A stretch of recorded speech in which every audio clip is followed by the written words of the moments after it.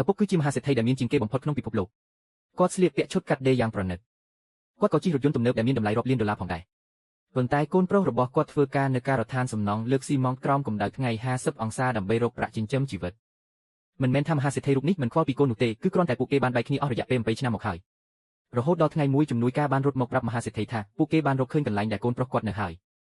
គេកំពុងធ្វើការនៅរោងចក្រមួយក្រោមសម្ព័ន្ធក្រុមហ៊ុនរបស់មហាសេដ្ឋីពេលឮដូច្នេះមហាសេដ្ឋីក៏ចង់ទៅរកកូនប្រុសរបស់គាត់ភ្លាមប៉ុន្តែជំនួយការបានខាត់គាត់ព្រោះនាងបានរកឃើញថាក្មេងប្រុសនោះមានបញ្ហាបំណុលនាងខ្លាចថាគេអាចមានចរិតមិនល្អប៉ុន្តែមហាសេដ្ឋីនឹងមិនបោះបង់ការជួបជុំជាមួយកូនប្រុសរបស់គាត់ឡើយ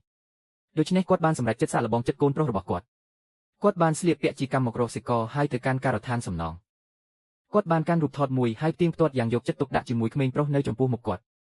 ់ពេលគាត់ឃើញស្នាមពីកំណើតនៅលើរបស់ក្មេងប្រុសគាត់ក៏សន្និដ្ឋានភ្លាមថាគេគឺជាកូនប្រុសរបស់គាត់បន្ទាប់មកគាត់បានបង្ហាញរូបថតហើយទទួលស្គាល់ថាក្មេងប្រុសនោះជាកូនរបស់គាត់បន្ទាប់ពីបញ្ជាក់ថាបុរសនោះជាឪពុករបស់ខ្លួនក្មេងប្រុសក៏នាំគាត់ទៅផ្ទះនៅទីនោះគាត់ក៏បានឃើញចៅស្រីរបស់គាត់ដែលគាត់មិនធ្លាប់ជួបពីមុនមក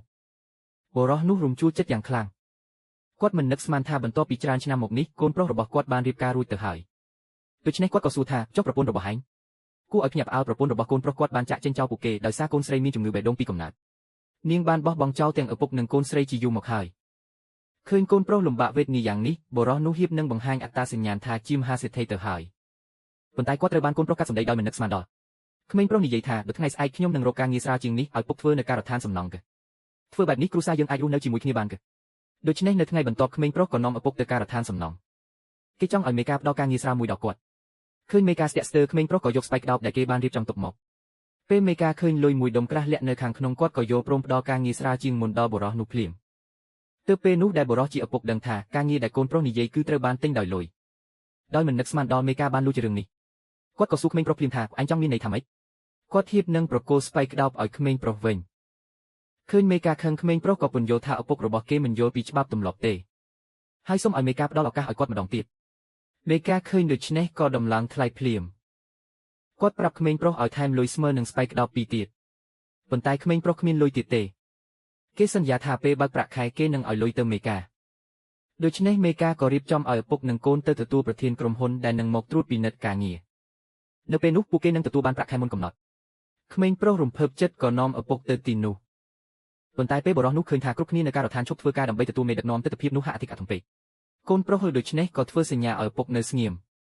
ប៉ុន្តែបន្ទាប់ពីប្រធានចាក់ចេញទៅក្មេងប្រុសចៃដន្យឲ្យឃើញស្ត្រីម្នាក់ឈរនៅក្បែរនោះដែលជាប្រពន្ធរបស់គេក៏ដើរទៅរកនាងដោយក្តីរីករាយដើម្បីសួរសុខទុក្ខប៉ុន្តែនាងប្រាប់គេថាគេច្រឡំមនុស្សហើ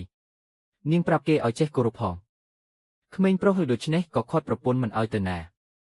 គេសួរនាងថាហេតុអ្វីបានជានាងបោះបង់គេនិងកូនស្រីដើម្បីទៅធ្វើជាប្រពន្ធប្រធានក្រុមហ៊ុនប៉ុន្តែស្ត្រីនោះបដិសេធថាមិនមែនជាប្រពន្ធរបស់គេទេនាងនិយាយចំថានាងនឹងមិនពាក់ព័ន្ធជាមួយមនុស្សដូចគេដែលជាកម្មករខ្វក់នោះទេស្ត្រីនោះដាច់ចិត្តយ៉ាងនេះក្មេងប្រុសក៏ដកឯកសារពេទ្យរបស់កូនស្រីមកបង្ហាញភ្លាមប៉ុន្តែនាងនិយាយយ៉ាងត្រជាក់ថាវាមិនពាក់ព័ន្ធនឹងនាងទេខណៈពេលដែលពួកគេកំពុងឆ្លោះប្រកែកគ្នាប្រធានក្រុមហ៊ុនស្រាប់តែលេចមុខមកគាត់បានសួរស្ត្រីនោះថាពួកគេកំពុងនិយាយអំពីអ្វី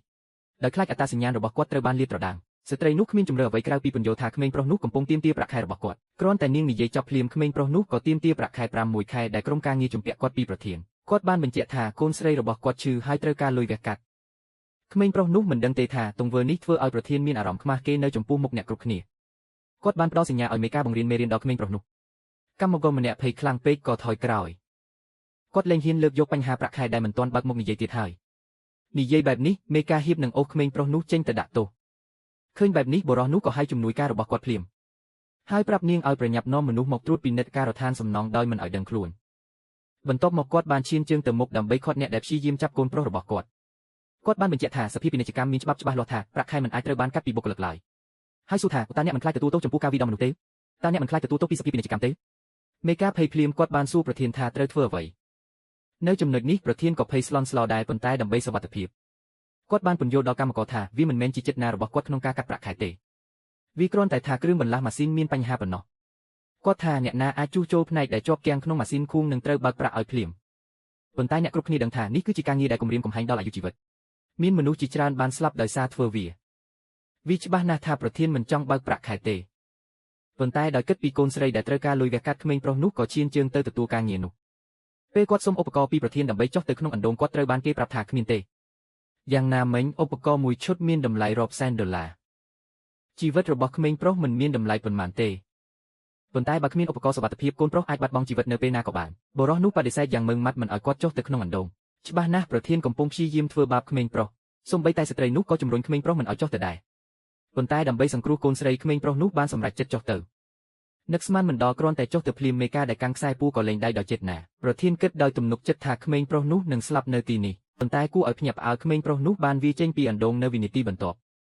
គាត់បានបញ្ចប់ភារកិច្ចដែលប្រធានបានប្រគល់ឲ្យគាត់ដោយជោគជ័យគ្រាន់តែគាត់ទាមទារប្រាក់ខែពីប្រធានគាត់ត្រូវបានគេតេះកំភ្លៀងយ៉ាងខ្លាំងព្រោះគាត់ដឹងពីទំនាក់ទំនងរបស់ក្មេងប្រុសជាមួយស្ត្រីនោះរួចហើយគាត់គិតថាស្ត្រីនោះរៀបការជាមួយគាត់គ្រាន់តែដើម្បីយកលុយព្យាបាលកូនស្រីប្រធានមានអារម្មណ៍ថាចាញ់បោកគេបន្ទាប់ពីស្ដីបន្ទោសស្ត្រីនោះគាត់បានបញ្ជាឲ្យកូនចៅរបស់គាត់បង្រៀនមេរៀនដល់បុរសនោះប៉ុន្តែនៅគ្រាដ៏សំខាន់នោះជំនួយការរបស់សេដ្ឋីបានមកដល់ទាន់ពេលនាងមិនត្រឹមតែគ្រប់គ្រងប្រធាននិងកូនចៅរបស់គាត់ប៉ុណ្ណោះទេថែមទាំងប្រគល់ពួកគេទៅសភាពាណិជ្ជកម្មដើម្បីចាត់ការទៀតផងហើយក្រោមការស្នើរបស់សេដ្ឋីនាងបានចេញថ្លៃព្យាបាលទាំងអស់សម្រាប់កូនស្រីរបស់ក្មេងប្រុសនោះមកដល់ចំណុចនេះក្មេងប្រុសនៅតែមិនទាន់ដឹងពីអត្តសញ្ញាណពិតរបស់ឪពុកគាត់នៅឡើយដូច្នេះពួកគេទាំង3នាក់ក៏ត្រឡប់ទៅផ្ទះវិញក្មេងប្រុសដឹងថាគាត់យល់ច្រឡំលើប្រពន្ធរបស់គាត់បានសុំទោសនាងគាត់គិតថាពេលនាងត្រឡប់មកវិញគ្រួសាររបស់ពួកគេនឹងរស់នៅដូចមុនប៉ុន្តែអ្វីដែលគួរឲ្យភ្ញាក់ផ្អើលនោះប្រពន្ធបានបង្ហាញកិច្ចសន្យាមួយដែលធ្វើឲ្យក្មេងប្រុសស្រឡាំងកាំងទាំងស្រុង